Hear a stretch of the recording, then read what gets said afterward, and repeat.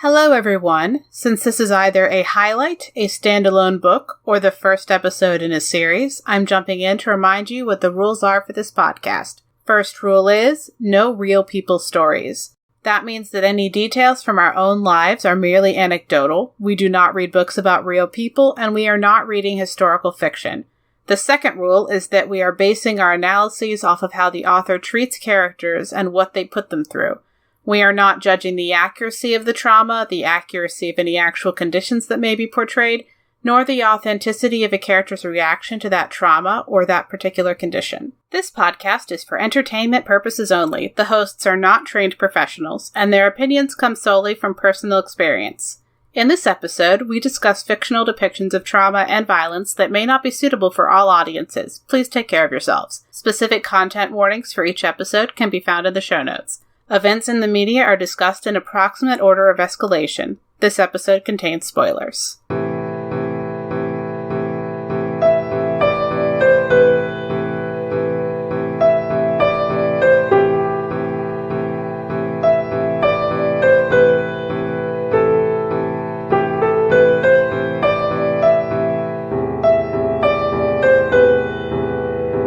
Today we are discussing NOS4A2. Novel by Joe Hill. This book explores vampires, Christmas, and the loss of innocence of childhood in a way that'll leave you thinking about Christmas in a way that you never have before. Hi, I'm Nicole. And I'm Robin. Alright, factions in NOS4A2. We have Charlie Manx and his vehicle, the Wraith.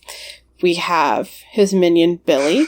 We have Vic, also known as the Brat. We have Lou Carmody, Vic's dad, Vic's mom, Vic and Lou's kid, Wayne, Detective Hutter, and various ancillary police people, the Ghost/Christmasland Kids, and Maggie. For our first topic, we have the Christmasland Kids and what is described as the removal of empathy, but as we are going to discuss is more complicated than that. Yeah.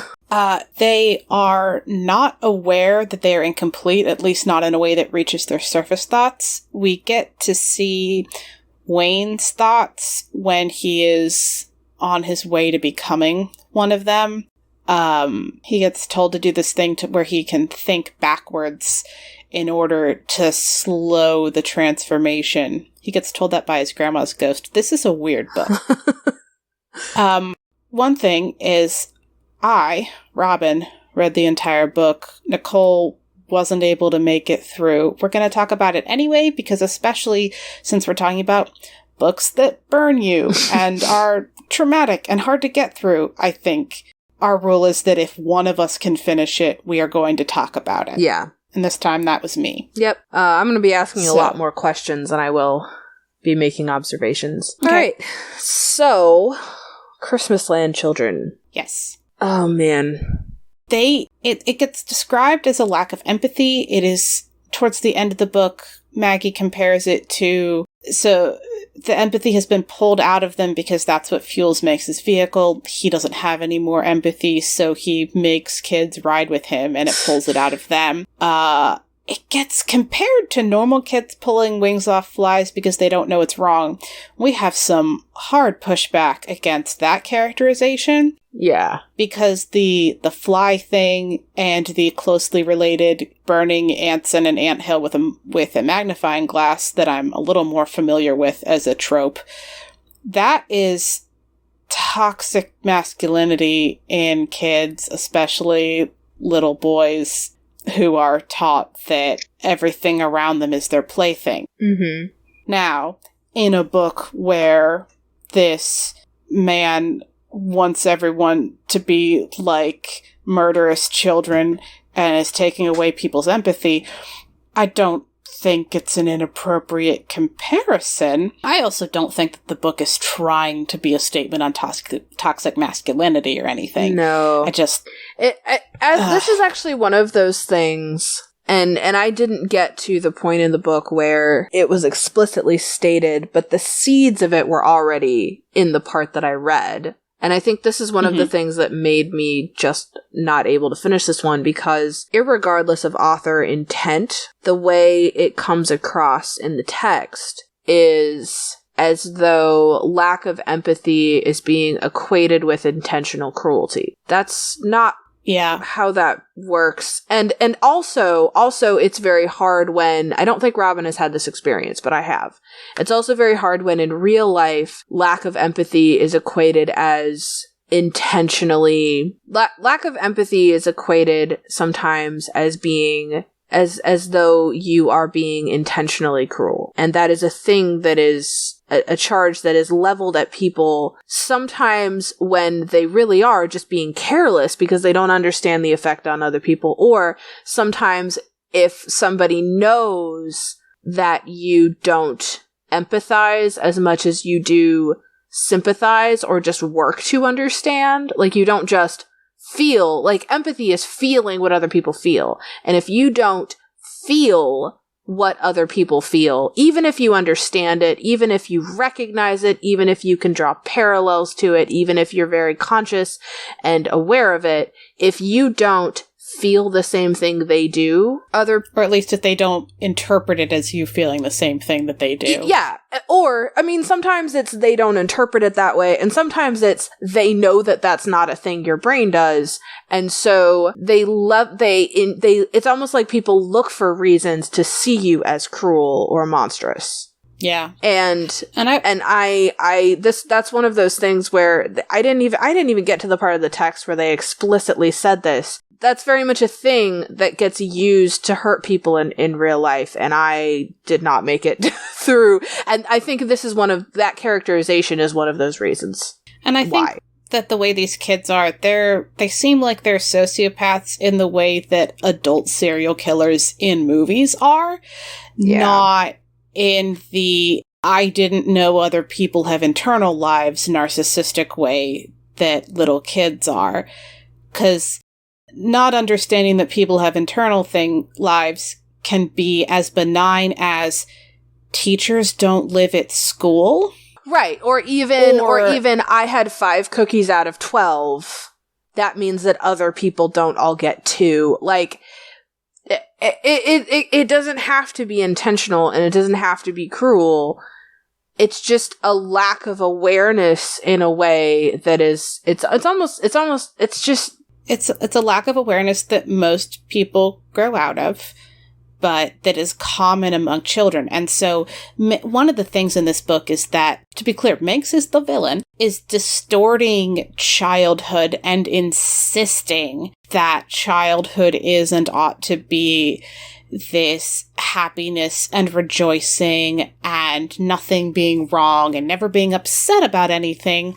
But and specifically rejoicing in cruelty. Well,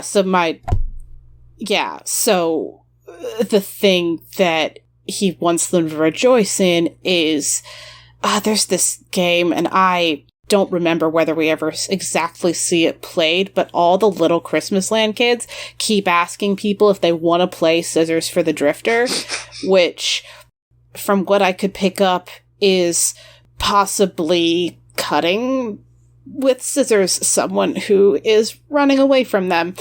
It's not a game. It's not fun. That's not extreme tag. That's just really, really bad. And the way that it gets shown, I think, is very coherent. It's very complete. Yeah. And there's an internal consistency and logic to how the kids are displayed, where we can't necessarily trust the narrators involved, not because they're trying. Well, Manx, everyone really believes what they're saying. Yeah. Manx appears to genuinely believe that children are better if they are unable to be unhappy. And realizing that you have hurt someone and feeling bad about it is one of those things that he doesn't think you should be able to do. Mm-hmm. Yeah, and there's also kind of a little bit of again, irregardless of author intent, because the intent is not what we care about here. It's the impact. It reads as though Manx pulling the empathy out of kids is replacing it with his own idea of what they should be. Oh, yeah.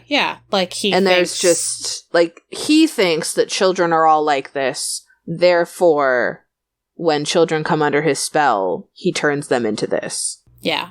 And And if it were really lack of empathy, yeah, it'd be careless and not malicious. And another thing is that the kids, they're the drive to inflict suffering. Like, I don't want to harp on it too much. It's ever present. Like the end sequence where Vic is just trying to set these bombs and blow up Christmasland and rescue all of them, and the people she's trying to rescue are actively trying to kill her, and they're smiling the whole time. Yeah. It is chilling.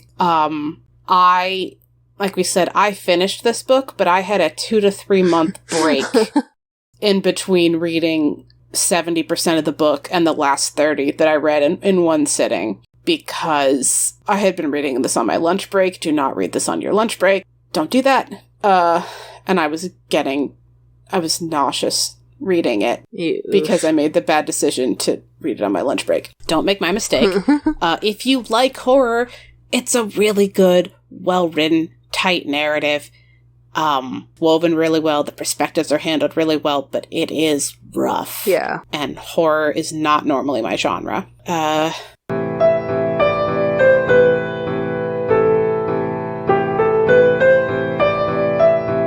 Moving on to Lou. We are going to do 2 different main characters this week. We're going to have one segment on Lou and one segment on Vic. And for Lou, he has protection and self-sacrifice. And it's the self-sacrifice angle that makes it more the trauma. Enters the story as the guy on the bike who rescues Vic the first time she is almost killed by Manx.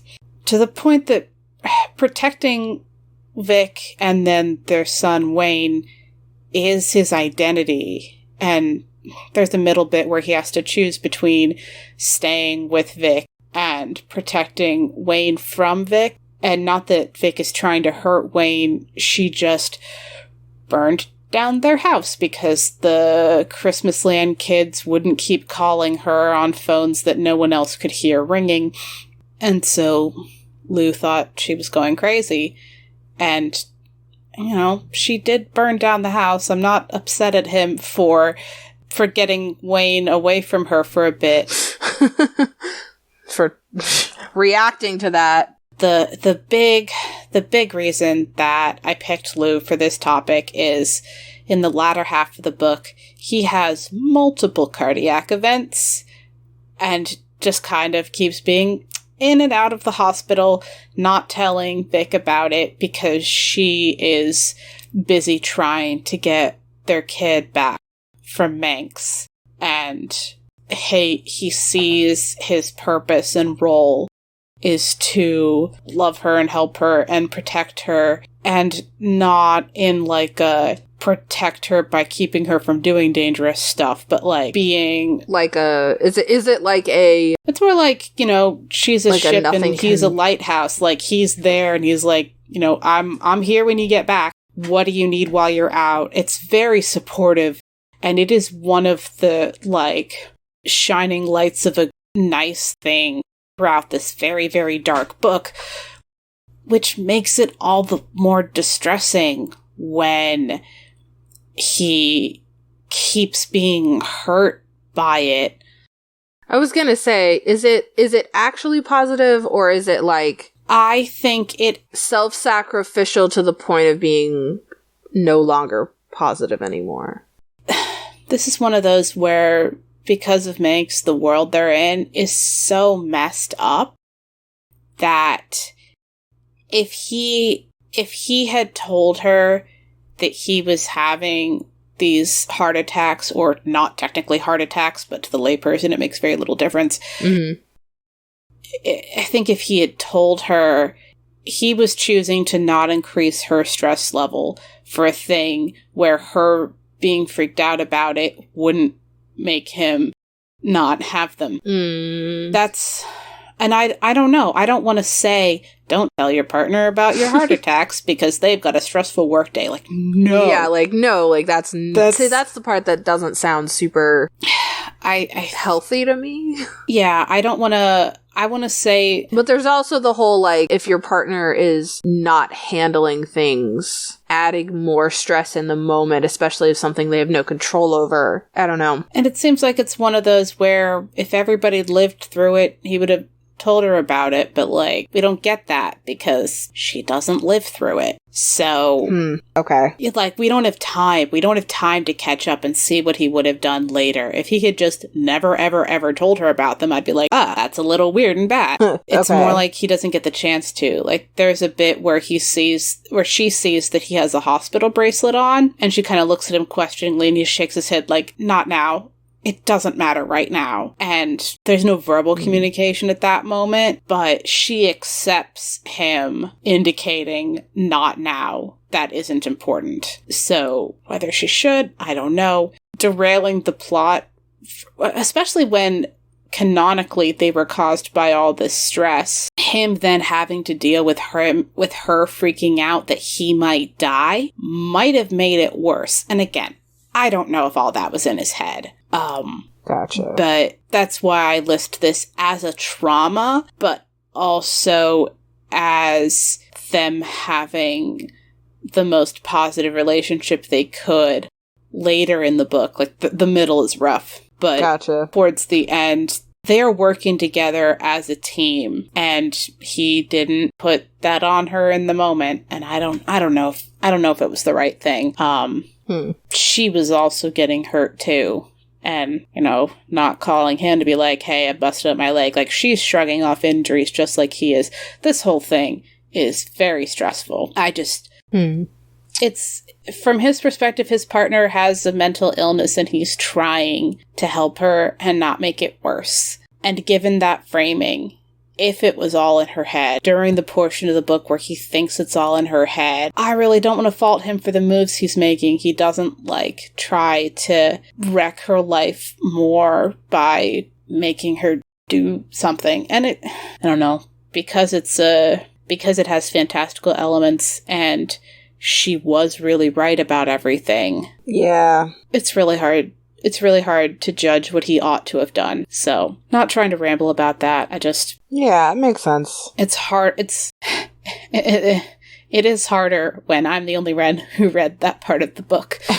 Yeah. Yeah. So, this episode overall might be a little shorter. We'll see.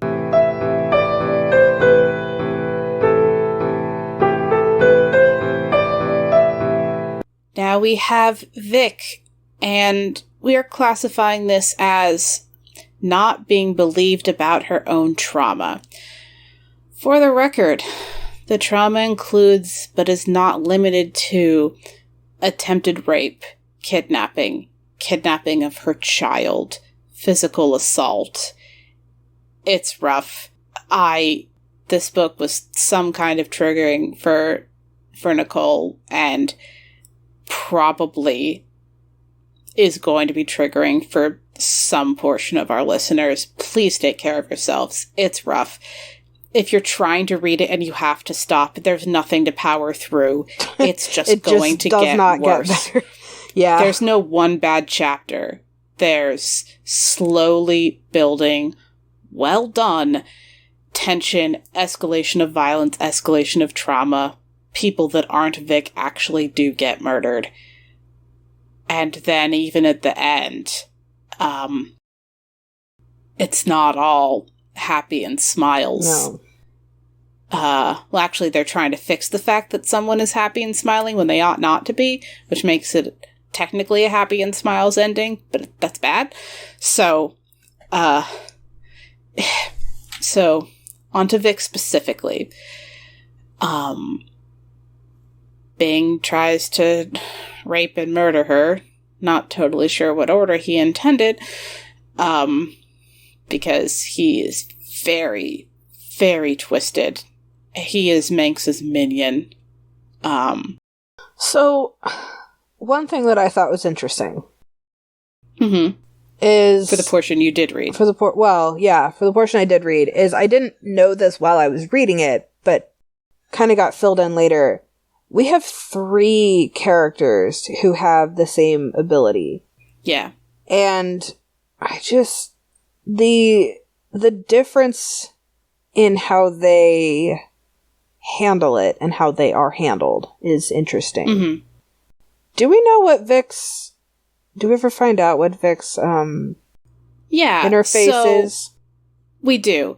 So Manx, it's his car, and it steals his empathy. Mm-hmm. For Maggie, it is her Scrabble tiles that let her do kind of divination.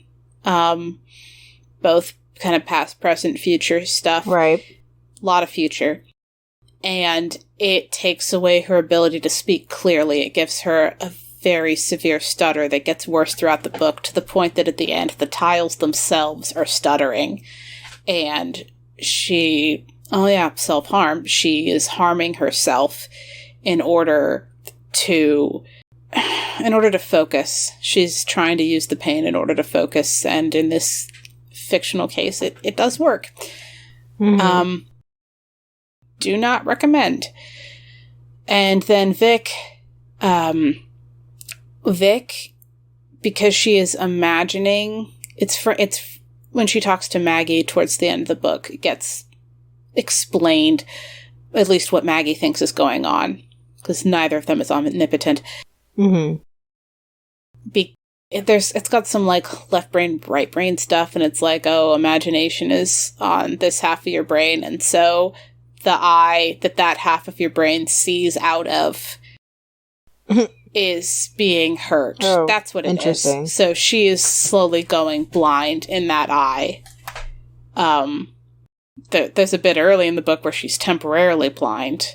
I remember that part. Yeah, and that's the explanation. It's that she is seeing something that isn't really there. Yeah. And that vision forcing itself through her eye is what is hurting her, and that's what she'll eventually lose. Again, do we know she doesn't live long enough to actually lose it. Okay. Well, Vic's vehicle is first this tricycle, or this bicycle, and then later she finds a motorcycle called a Triumph, a physical thing. An actual physical vehicle. Yeah, so this is interesting.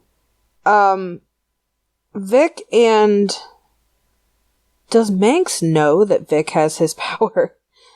Yes. Okay.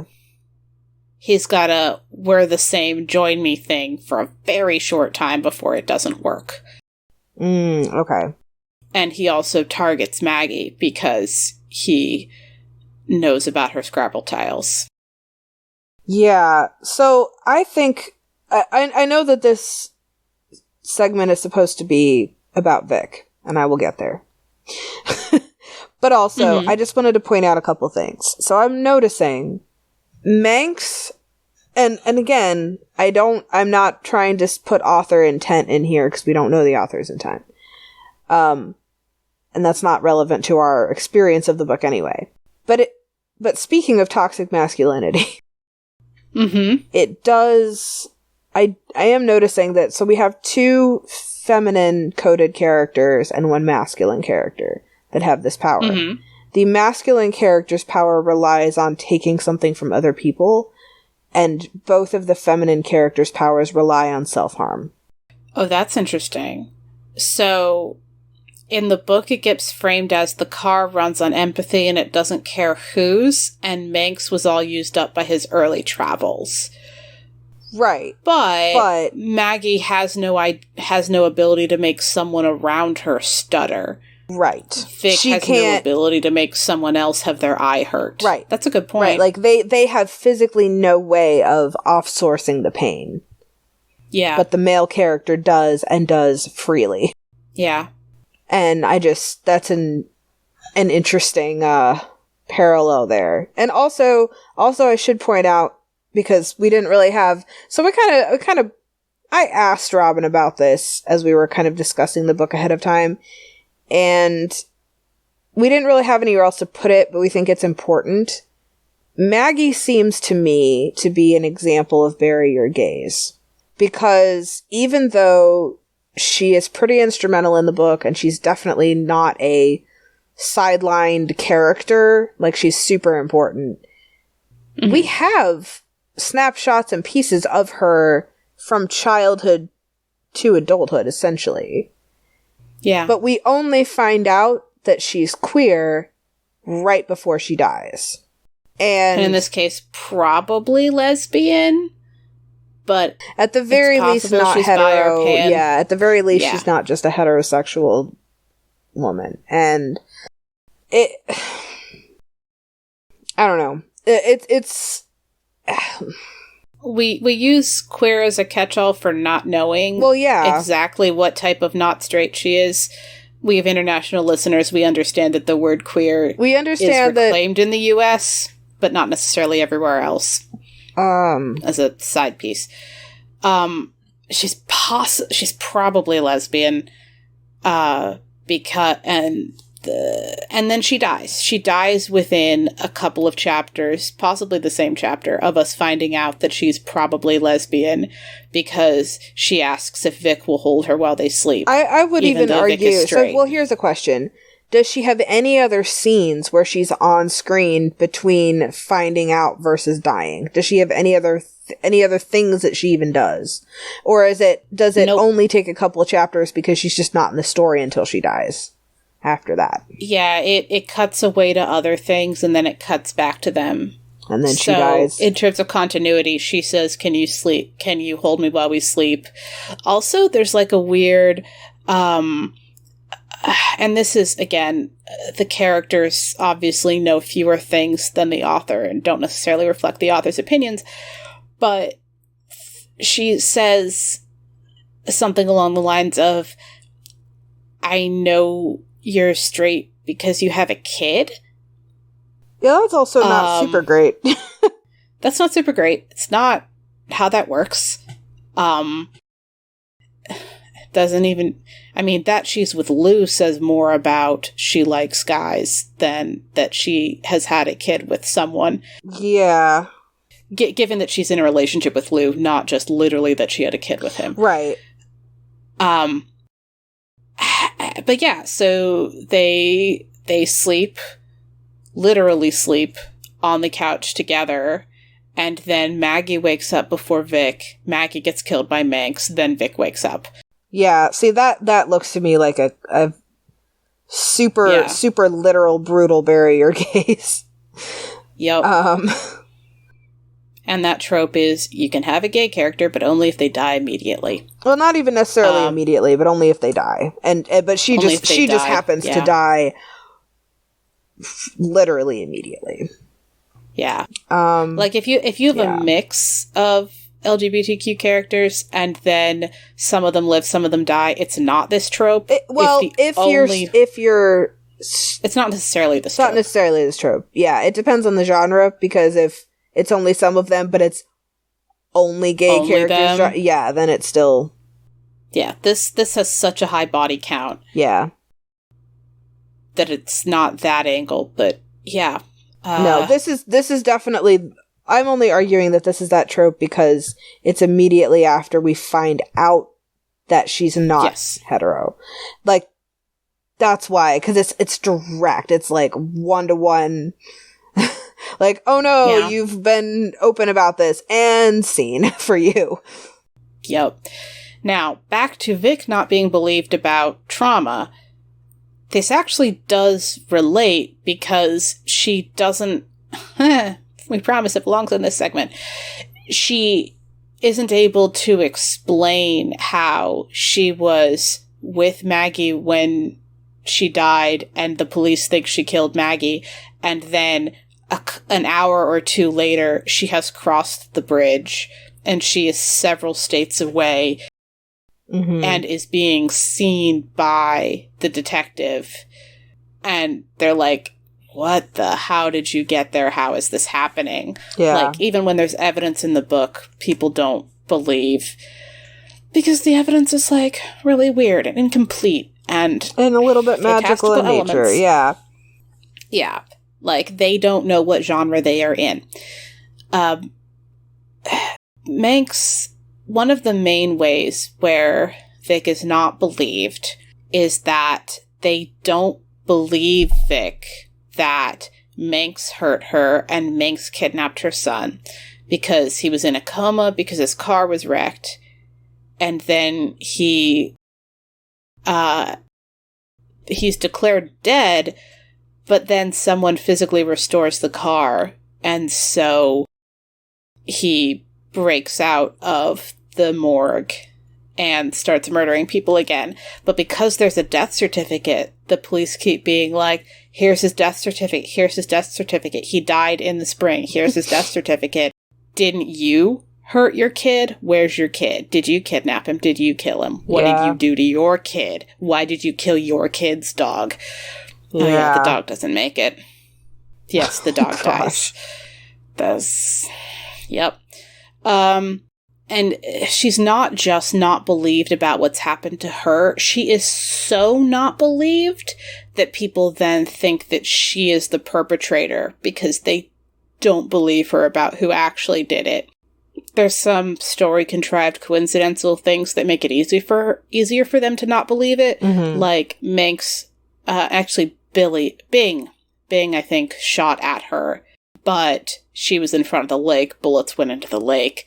There's some circumstantial stuff that makes it easier for the cops to not believe her.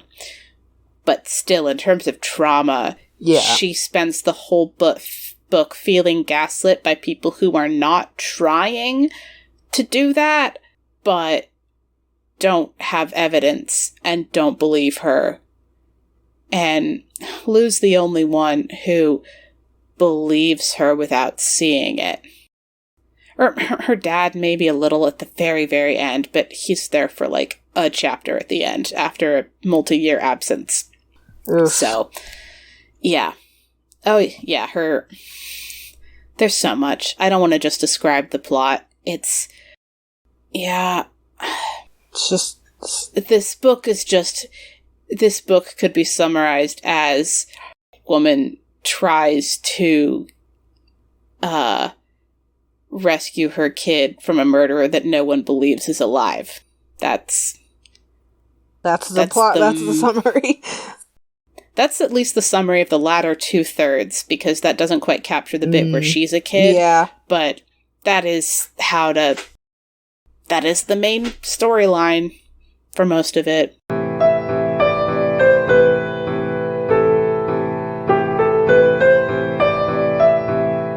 Hi there, it's Mo. And Chip. And Mikey. And we're the hosts of the Deep Dark Truth podcast. An allegedly hilarious podcast that dives into your favorite conspiracies, mysteries, and bizarre true crimes. It's like Reddit for your ears. Wait, what's Reddit? Okay, boomer. We investigate cases like proven conspiracies, rituals, and the cryptid dating scene. Because local cryptids want to meet you. Call me Bigfoot. Tip line 313-355-3411. Listeners can also submit their own stories and might find themselves featured on future episodes. Subscribe to us wherever you get your podcasts. And don't forget to rate and review this podcast you're listening to right now. And keep searching for the deep, dark truth. I hate when you do that. So moving on to our wrap-up. Starting with the Christmasland Kids. Gratuity rating. I'll be honest, I'm gonna have a hard time seeing any of these topics as less than severe, but... Oh, it's severe. Okay. It's explicit. It's woven through the entire thing. Okay. Yeah, it's definitely severe. Also, for those who are only listening to the wrap-up, the reason Nicole isn't sure is because I finished the book and they did not, because this one is rough. This one has some very specific things in it that just... It was too much. I walk away from these things in real life. Like I will... If these things happen in real life, I cut the conversation and leave that person and no longer associate with them. And reading a whole book of it was too much. Yep. Even though it was the villain's words. Yeah, it didn't matter because it was the villain's words backed up by behavior in the text. And I couldn't do it. Okay, Lou and self-protection. Well, protection, self-sacrifice.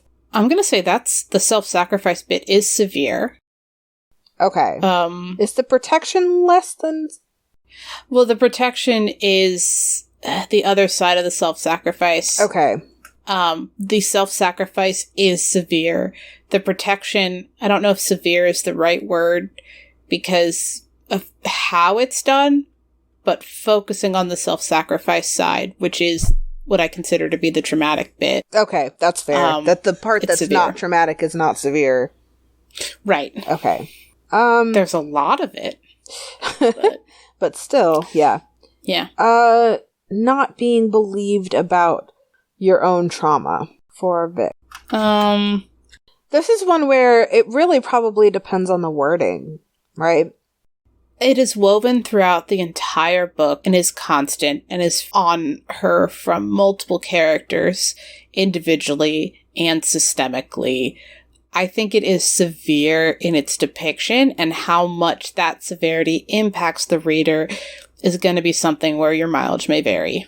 Okay. Why this trauma? So, okay. The Christmas Kids, I think they're integral to the plot. Yeah, because they're the hook. Yeah. They're why things are happening. Teeth. Loose protection, is this integral or is this interchangeable even? Or irrelevant? Is even plot driven at all? Oh, no. So Lou is in the book because of this tendency in himself. And once he is in the book, he is very important. But it is at minimum interchangeable. Okay. And I think that it's interchangeable as to whether or not he is in the book.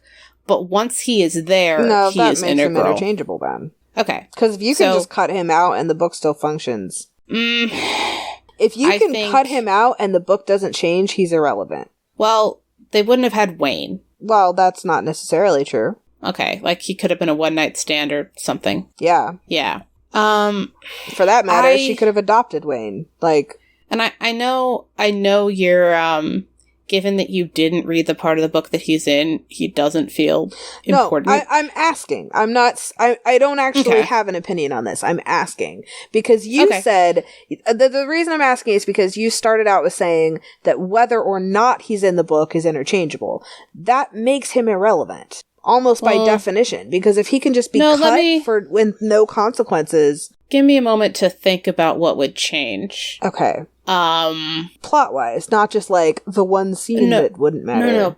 Yeah, so it is either Vic would need to have escaped with an unrealistic lack of damage, or there would need to be someone else to carry on, do the final thing in the book, who was driven to do it because of contact with Wayne. He has specific plot reasons to be there. He does have specific plot reasons. Okay. If you were determined to take him out, you could manage it, but you'd have to get multiple people to fill different spots that he filled. Okay. So he's not irrelevant for sure. No, definitely not irrelevant. And I do think he is integral. Okay. I'd be willing to hear an argument that he's interchangeable. Okay, that makes sense. We'll go with integral then, because I'm not in a position to make that argument. Yeah. Okay. Vic and not being believed about her trauma.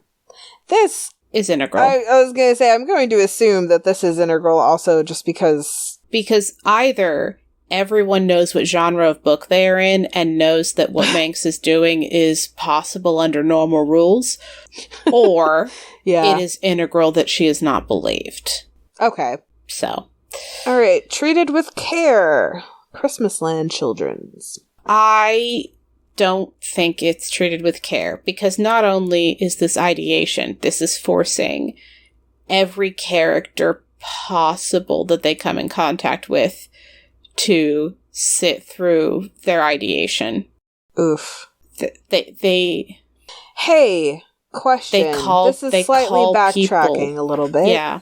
We haven't had one of these yet, but is the Christmasland Kids in their portrayal, is that torture porn? Is that more than severe? A good point. Because this was bad enough that I stopped reading because it felt like it was arguing for this to be true in in a way that was almost positive. Like, this is a healthy child. This is how all healthy children are. That almost seems like it crosses the level into... Like, the only thing that saves it from being the message of the book is that it's from the mouth of the villain, but that villain is dictating reality. That's true. You're right. This might be torture porn. I mean, it is a horror book, so if anything is going to have that and have it be not a bad thing in the book, it's going to be a horror story. This might be torture porn.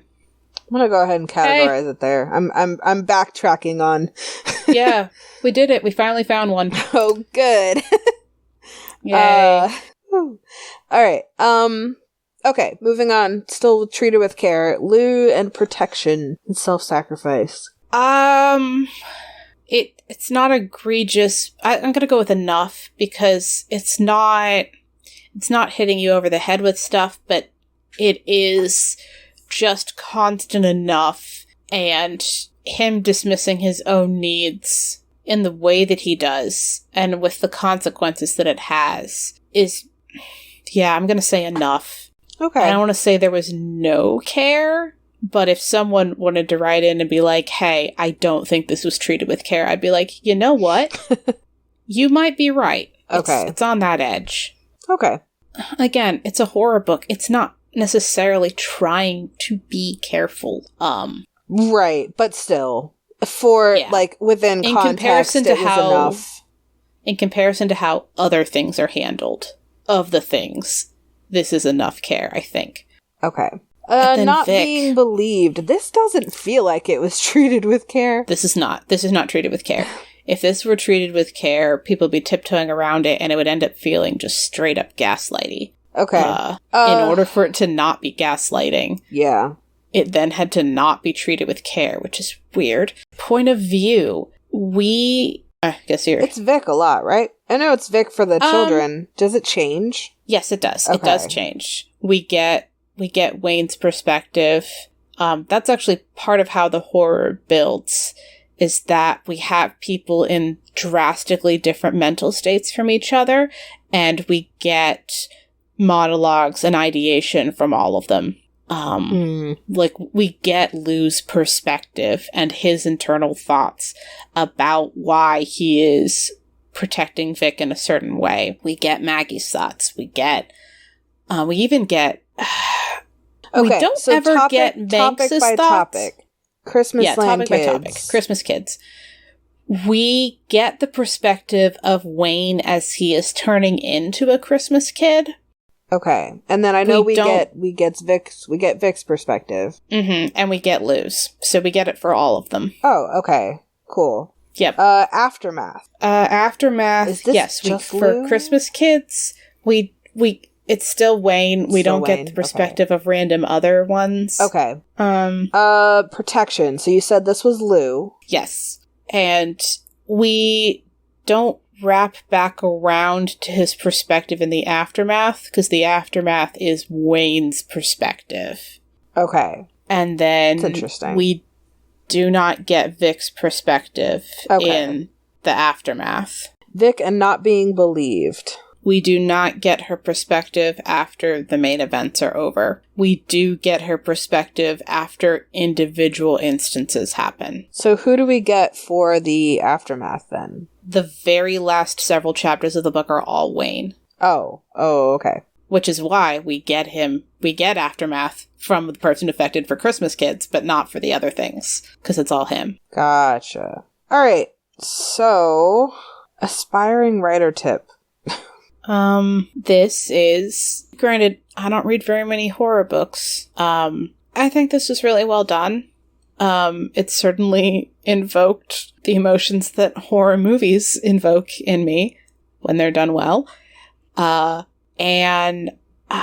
Okay, so what tip would you give what tip writers? Comes out of that? Yeah. I think that definitely not being afraid to have narration from characters with competing narratives about what's happening, especially if you're trying to build horror. We had a much milder version of this in Coraline. Yeah, and we've got another book coming up at some point that's going to have this again. Yeah. But yeah, not being afraid to have the different perspectives and narration from people who do not agree. It is okay to have competing narrators and have each of them be differently unreliable. Mm-hmm. And especially if you're trying to create uncertainty and tension in the reader, then if that's what you're going for, then it's a very effective way to do it. Yeah, it's always a fun thing to read, especially when you can tell that it's intentional and it's not just that the author just didn't do something or whatever. Yeah. Yeah. All right, cool. Favorite non-traumatic thing about the book? Were there any non-traumatic things? I liked the description of the search engine books. I know, Nicole, you didn't get to that point, but I did enjoy those. They were surrounded by a lot of dark things, but the actual descriptions of the books and that Vic found something to work on and be creative, I really liked that. Did you have anything from part of it you got to? I did, actually. It's okay. So it's very difficult to kind of separate this from the conditions that were kind of traumatic that we didn't even talk about in the beginning. But I really like how much joy Vic gets initially out of her just freedom and just leaving and being off by herself. Yeah. She feels, so the setup is very much that she is running away from whatever negative thing is at home, and like she's just going off by herself to get away. But we know that that's what she's doing because the text tells it to us. But then once she goes off and is just riding by herself, she's just happy. And yeah, it's really cool, and it's really interesting to actually see in a horror book, especially in a horror book where her riding off by herself does not become the horror. Right. And I thought that was nice. I thought that was cool. It's also a really good way to start the book. That was really cool. So yeah. All right. That's it. Thank you for joining us for NOS4A2.